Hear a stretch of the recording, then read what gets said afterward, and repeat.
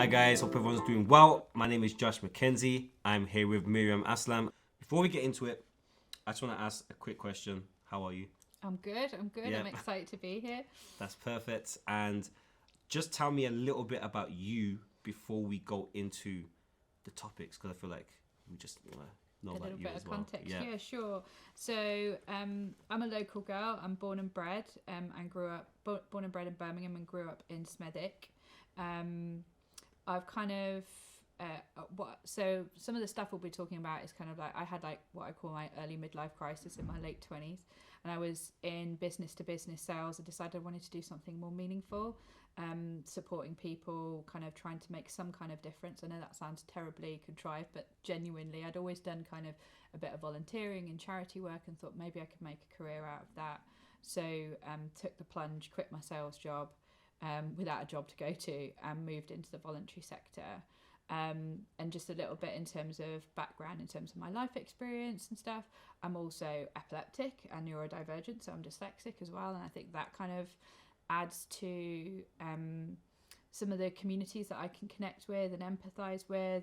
My heritage is also Pakistani, so ticking all the intersectionality boxes. And so it just allows me to kind of see having been out in the community, it allows me to see things from a different lens. And I think my quite sort of mixed background as well just allows me to connect with a lot of different people in a different way too. Fair play. So from that, I'd say, so from like your like story and like where you are right now, what is it that would say brought you into community learning specifically, out of all the things that you would say would be more meaningful? And secondly, what is community learning as well? Yeah, sure. So one of the things that brought me into community learning, so previous to joining the West Midlands Combined Authority, which is where I oversee community learning, I'd led on a lot of community projects for older adults, for the Police Crime Commissioner. So I really enjoyed that kind of community work, really passionate around bringing together public services and voluntary sector, so that public sector and voluntary sector alignment. I'm trying to make sure I don't say too many buzzwords or jargon, but sort of bringing charities and public services together. So I'd really seen the value of that, and bringing in residents to when it comes to sort of designing programs and stuff. So I kind of really wanted to bring that fresh perspective into community learning, which is ultimately a part of adult education. So if you think about adult education as a journey, community learning is often people's first step on that journey. So they might be people who have been out of work for some time, maybe they've been out of education for some time, or maybe they're just people who want to learn some new skills in an informal environment. So community learning is often taught in community venues, so libraries, community centres, and it's often informal, so what we call unaccredited. So you don't necessarily you don't have exams in the same way that you would do for like A levels or GCSEs. You often get a certificate, so it's much more informal. You can use it as kind of introduction to things. You can do anything. There's things for like mental health support, learning basic digital skills. So it's a really broad subject, but it was kind of me wanting to bring in my sort of fresh perspective on that, really. So as far as obviously that journey that you're speaking about right now, which I think is crazy, like how much stuff is involved in it, how would you say young people in the West Midlands, because obviously you're with WMCA, which is West Midlands Combined Authority, how would you say young people within the West Midlands can get involved in those aspects of what it is you're doing within community learning? Do you mean that from a career point of view, or for them to want to utilise actually get involved and go and learn some skills in I'd say for both. So obviously developing skills is important as well, but I feel like some people would probably also see themselves having a future within it as well. So I'd definitely say both. So from a career point of view, in terms of my journey, so when I moved into the voluntary sector, I started off as an administrator for a really, really small charity. And that was really useful because it was kind of a bit of a baptism of fire, and I got exposed to lots of different things. Warning now, you won't get paid very much. but they're really good. Those smaller organisations, you get exposed to a lot of different things, because there won't be a separate social media manager, there won't be a separate accounting person. So I was, doing invoices one day, and then sending out tweets and doing social media, and then interviewing local charities that we could potentially fund. So it was really, really varied. But in terms of starting my journey towards community learning, I was probably in my first role as a community development worker. So I worked for St. John's, and I went out into the community and taught like basic first aid. So I'd build relationships with loads of the local charities. I've done quite a bit of work around kind of Handsworth and Small Heath, building relationships with the people that run those charities, and going, can I, when you have a coffee morning, or when you've got your ladies club or whatever, can I come out and just teach them some basic first aid skills that will hopefully potentially save a life and reduce their chances of getting really ill if they got a burn or something like that, and reduce the chances of it getting infected. So I think over the course of like 9 months, I totted up the number of people that I engaged with. I think over the course of like 9-10 months, I think I taught about 500 people basic first aid. And a lot of people think like community development is really complicated, but I don't think it is. Really, it's just about strapping your backpack on, getting your trainers on, and going out and talking to people, and just building those relationships, finding out where the churches are. Do the churches have like a place of welcome day, which is normally like a day they just open up the church and anyone can walk through the door? Where are the coffee mornings? Where are the local charities that might be opening up their doors to maybe the groups of people that you want to engage with? It might be people from a deprived background, it might be older adults, it might be maybe our immigrant community here in the we've got really diverse communities in Birmingham. So just find those organisations, start talking to them, be honest about what it is you want, what you're offering, and just build those relationships. And then it's the same, I think, when you're working with people in the community. Again, it's just being as transparent as you can be, because I think often people be like, well, why are you here? What is it you want? What is it you want? Yeah. Do you have an agenda? So I'd be really transparent and just go, look, I'm, this is where I'm from, and this is, I'm here to just teach you basic first aid skills. So, if your kids get hurt, you know how to help them. If there's somebody that collapses in the street, you know what to do. And just being really transparent. So like when I would give them forms to fill in, I'll just go, this is what the information will be used for. It's basically me telling my funder what I've been doing. So if you like what you've done today and you want me to be able to teach other people, I need you to fill out these forms. And that's all that information is used for. It's not going to be used to like monitor you in any way. And I think also just trying to connect with people on a really personal level. So I mentioned like my sort of really sort of broad heritage. So if I was in a South Asian centre, I'd always like crack a joke about being Asian and Pakistani. I remember there was one session that was really awkward. It was at a Chinese community centre, and I realised my great grandmother was actually a Cantonese. So I told you I got really mixed heritage, and I'd realised I'd actually been there with her when I was younger. So I just mentioned that, and it just, that sort of coldness and distance of like me being an outsider and who is this person, why is she here to teach us first aid? As soon as I mentioned, it's like, I think I've been here with my grandma and she's Cantonese. The whole room just, and I had to wait for the volunteer who was like translating for me to translate, and then the whole room just kind of erupted and just broke the ice. So I think it's just trying to find ways to connect with people as well, and just kind of also and not to sound too cheesy or contrived, but signal some allyship in some way. So I remember when I was chatting to two black youth workers, and I'm kind of racially ambiguous and it was just over Zoom as well, so it's really hard to connect with people. I think I made a joke about being Pakistani, and it was just kind of a way of me signaling like I'm also a person of colour. There's that allyship there, and I kind of understand some of the things that you're talking about, and some of the challenges the young people that you're facing, that you're telling me. I get it, if that makes sense. So it's just trying to find a way to connect with people, and then just bringing that fresh perspective into your work.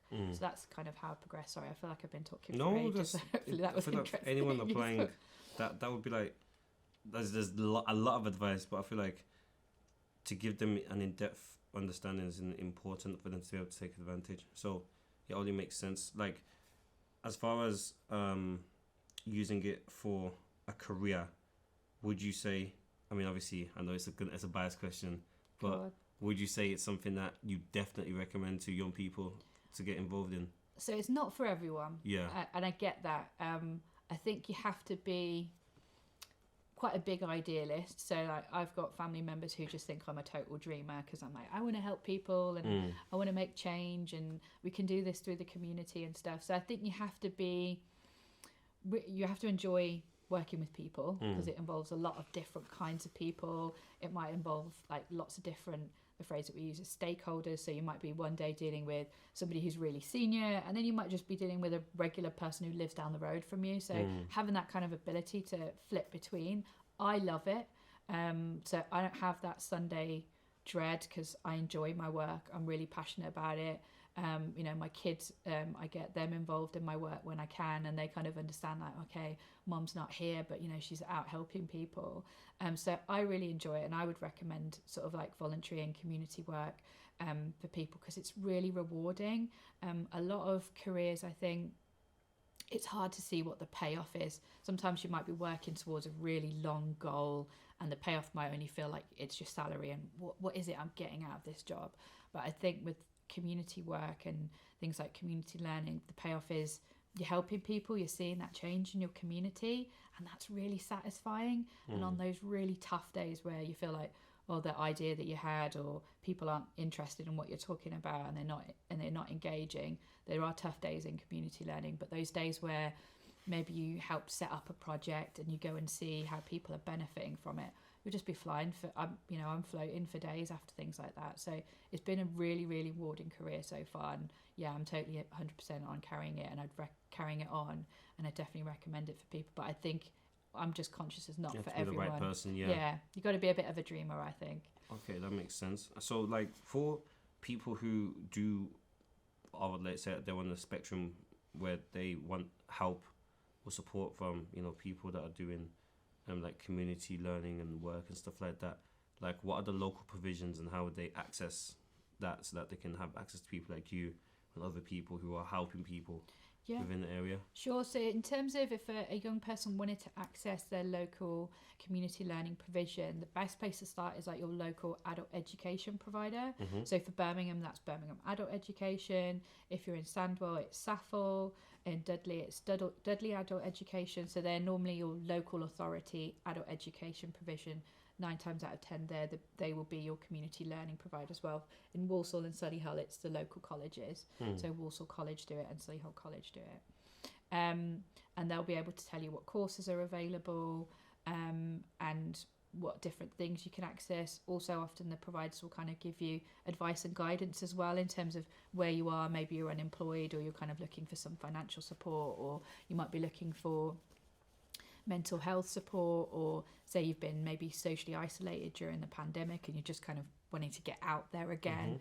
There's courses for really simple things like you're learning a skill like, I don't know, knitting or crochet, but you're also socializing with the people as well. So it's kind of twofold. Often you'll be learning something, but also there'll be other sort of things that you will get out of it as well. Okay. And I mean, I've come across a word called digital exclusion. My understanding of it is, let's say people who maybe want to have access to help or have access to certain opportunities that can't, is that like the difference between people who kind of have technology or not, like, or so kind of go deeper into it? One of the sort of key things that community learning, what we're working on at the moment for community learning to kind of support and solve, is how can we use that community provision to help people who are digitally excluded. So you're right, digital exclusion is basically anyone who has limited access to devices. So that would be they don't have a laptop, they don't have an iPad, or maybe they don't have a smartphone, or they might have limited access. So they might have a smartphone but they might not have Wi-Fi, or they've only got the data on their phone, and that kind of limits their interaction as well.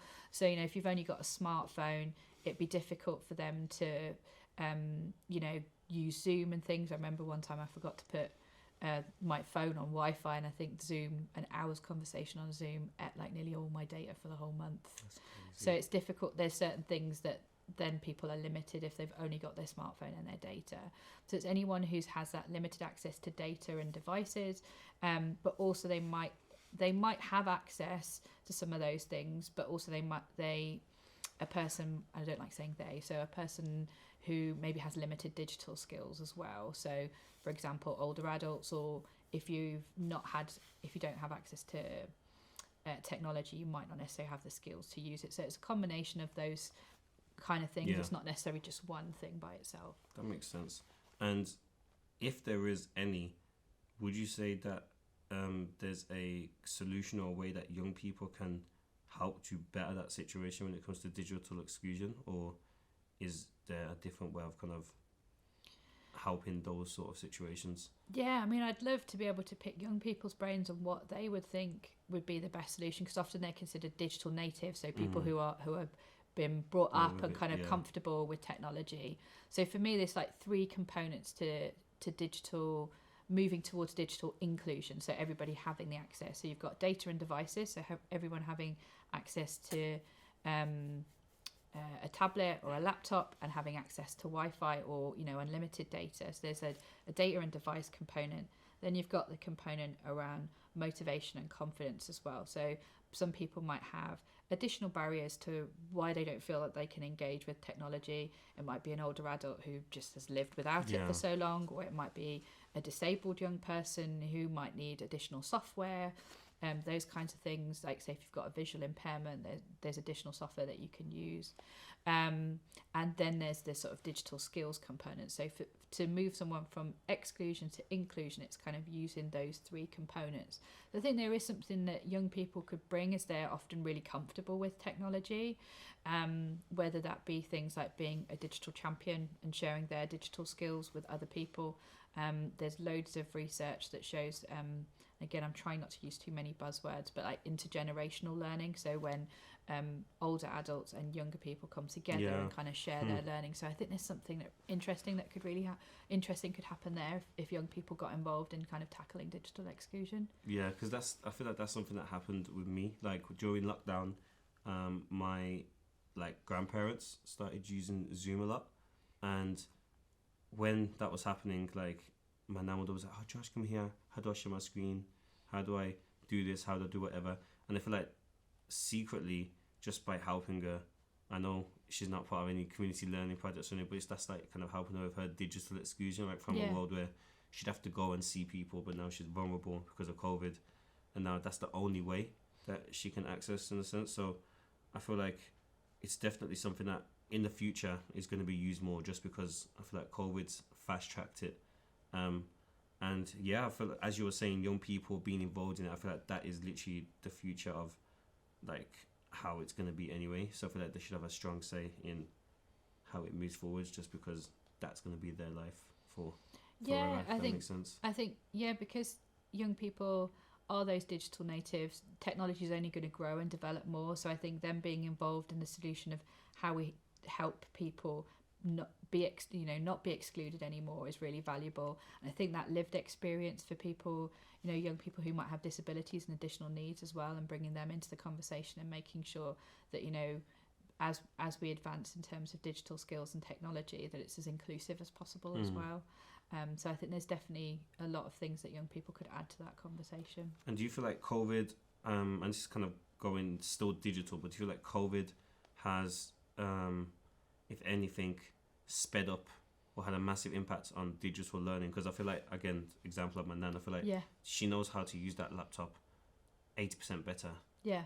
There's something she tried new never things used. as well. So much new stuff. She's done online shopping I don't even know. Online shopping, Amazon, returning things. I mean, she's never returned anything in her life. She learned how to do that. Amazing. And I'm like, what's going on? And it was just from that wanting to have social interaction during the pandemic and learn how to Zoom. House, and then now she's learning all of these other things. So I think there's definitely something in that kind of hooking people into that tangible result. Like, what is it you want to learn right now? Okay, you want to learn how to use Zoom. They get that confidence, they get that motivation, and then they broaden their digital skills. I think the pandemic highlighted how big the digital gap is. So how how many people are digitally excluded, because often it's assumed everyone has access to a device, everyone has access to Wi-Fi, but I think the pandemic highlighted actually how many people are limited, and how if we go in more and more the direction of moving public services online, there will be people who won't be able to access it, or they'll have limited access. They might have to ration their data, and I think it's also worth factoring in like the cost of living as well. So that's something that we're looking at as a region in terms of how do we support residents who might be digitally excluded currently as well. So based on what you said, obviously with like people struggling to have access, and that's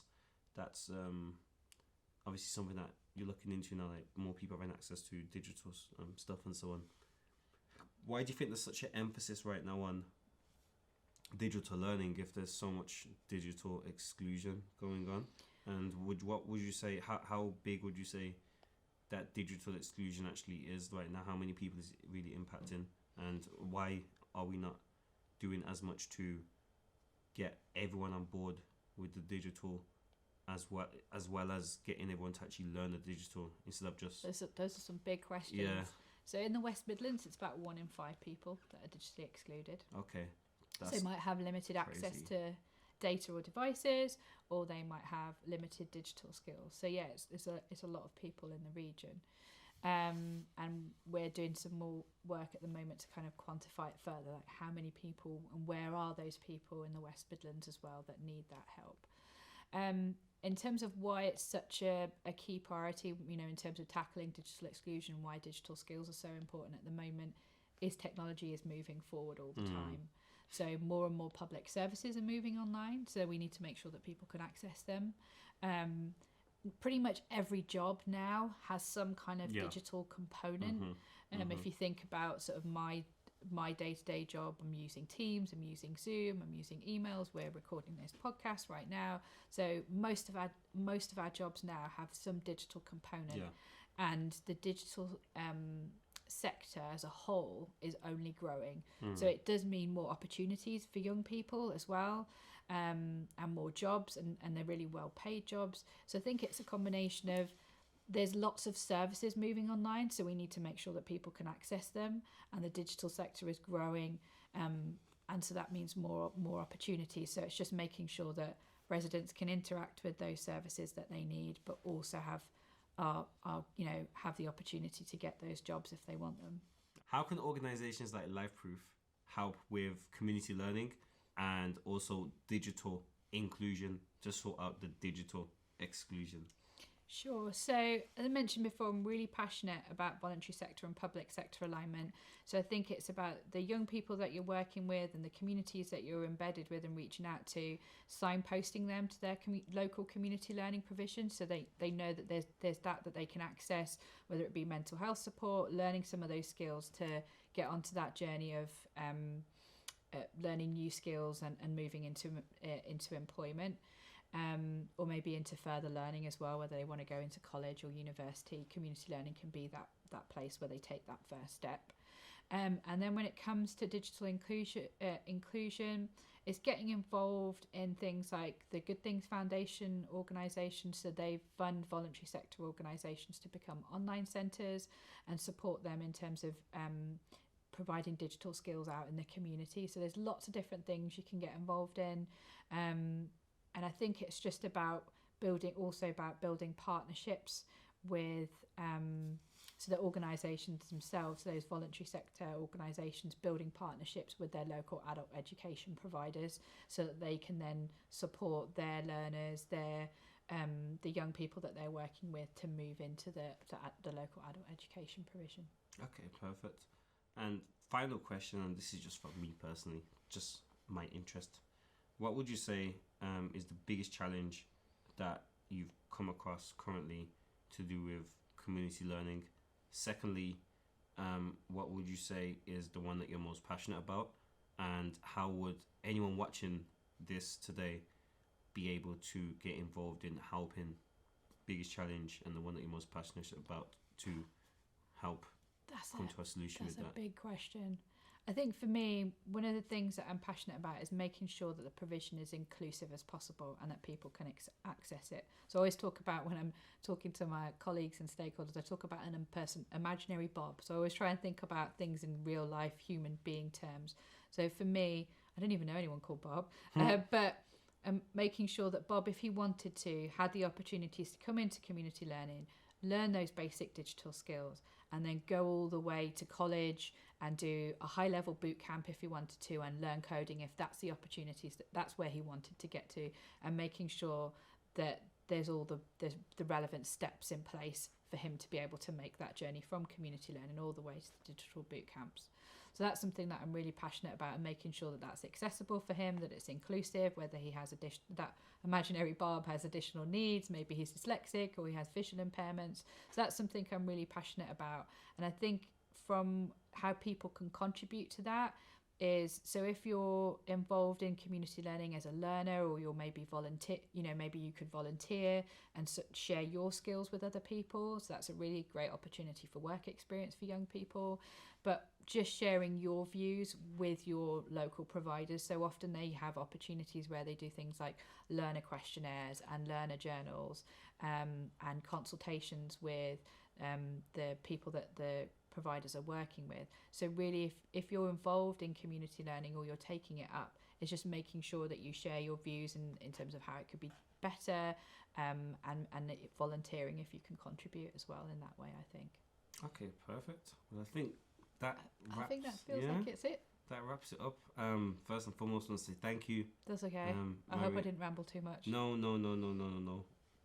You've been perfect. We appreciate your time. This was, again, a great conversation about community learning. Guys, that wraps it up. Miriam, I just want to say thank you for joining us today and giving your knowledge on, community learning. Thanks so much. I've really enjoyed being here. For more content like this, subscribe to our channel.